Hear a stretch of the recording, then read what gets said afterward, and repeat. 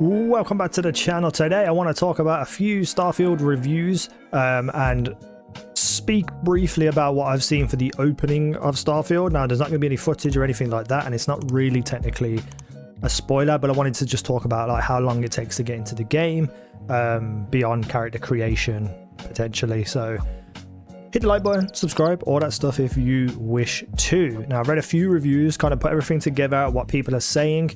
I'll link all the reviews down below that I went through. And yeah, so it seems like this game is a very good game, but with some caveats. First and foremost, let's talk about the mission when you first open up. You go into the game and you are basically just being told about your job. You're a miner in a mining cavern type thing. You got to go get some specific items and mine them, and it's a very much on rails, you know, go from here to here, do this, go to here, do this.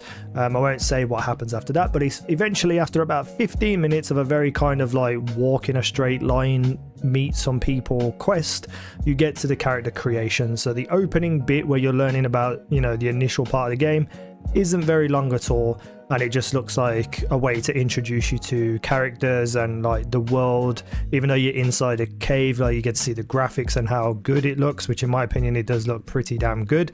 And then you get into the character creation, which very easily could take you up to an hour of building a perfect character if you wanted it, but you could get through it within 15 to 20 minutes in my opinion. It does really feel like a in-depth character creation, so you know, it looks really good. I'm very excited to see what people make, you know, making celebrities and stuff and putting them into the game, because I feel like that's going to be a thing that people do. But yeah, so that's kind of just like the intro of the game. Very quick and easy, and you just get straight into it after your character creation. You'll be in the game probably getting on with the main quests and the full introduction of the story within like 20 minutes, which is pretty damn awesome, to be honest, in my opinion. Most of the reviews talk about the performance of the game, the graphics of the game, all being really good. The fidelity and animation, facial animations of NPCs, everything you see around you, lighting, the graphics, the landscapes you see on planets, you know, how space looks, everything looks beautiful, and the graphics look incredible. And some of the things that I've seen, it does actually look phenomenal. But performance wise, it's also performing really well. Apparently there's been no performance issues for the majority of people, no crashes for the majority of people. The only kind of things that people are seeing are little kind of issues with NPCs. When you're talking to them, they might spaz out a little bit, or they'll look away, and they won't be like where they should be. But it looks like those things are easily patched once they see it happening in the wild, and all the people coming back and saying this is happening, this is happening, this is happening, they'll patch that stuff out. So far so good for like performance and you know, the nitty gritty of what you want the game to be. You want it to be smooth, you want it to perform well, you don't want to, you know, have crashes and stuff, and it looks like it's got that handled pretty well. Now, a lot of people are likening this game to Fallout. You know, out of all the Bethesda games, it's closer to a Fallout game. Some people have thrown in No Man's Sky, obviously, for the planet exploration and stuff. It's very No Man's Sky-like. Other people are also saying that, like, the towns and cities and the characters kind of feels a little bit cyberpunky too, which I'm excited for, because I do think initially when Cyberpunk released, even though it was a disappointment, that was one thing they really got done really well, is the NPCs and the towns and you know, making it feel like a real place.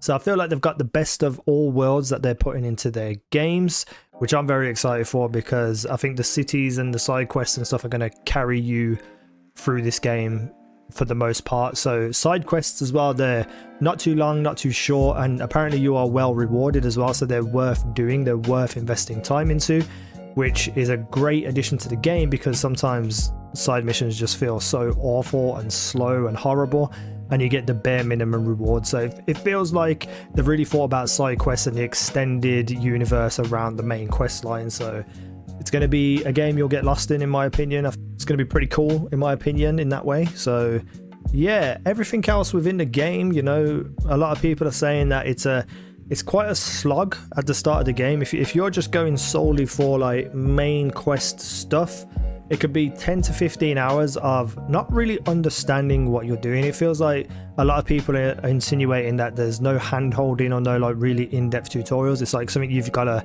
figure out for yourself, and it's quite overwhelming. So that side of the game, they say 10 hours in or so, really opens up when you start to unlock more stuff in the game. So it feels like you are going to have to get invested into it to really start enjoying everything else that kind of comes with the game. So it's going to be a bit of time investment before you see like a really big reward for your time and effort. And within those kinds of like problems, I don't want to say problems, but in kind of the idea of what we're talking about, not having seamless travel because there's a lot of loading screens apparently, and obviously the boundaries we've spoken about, it feels kind of immersion breaking is what I'm hearing. But you can fast travel to your ship and you can move the ship around quite easily and quickly, but it's obviously not ideal to what we would prefer. However, it's just one of those things that I think once you get used to it, you're not really going to think about it too much. It's just going to be like bang, bang, bang, go here, go there, do this, do that. And then wherever you land and wherever you go to and through the loading screens, when you get to that place, it's going to reward you, I guess, with like a really intriguing new exploration type of experience. So the kind of things that we're thinking about and the problems that we were foreseeing do exist, but they might not be as bad as we think they are.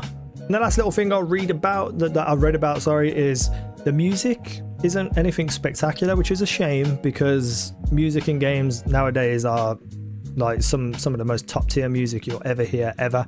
So music is like a big selling point for a lot of games, but they do say that the music is atmospheric and it kind of just adds to the game, which I'm also fine with, honestly.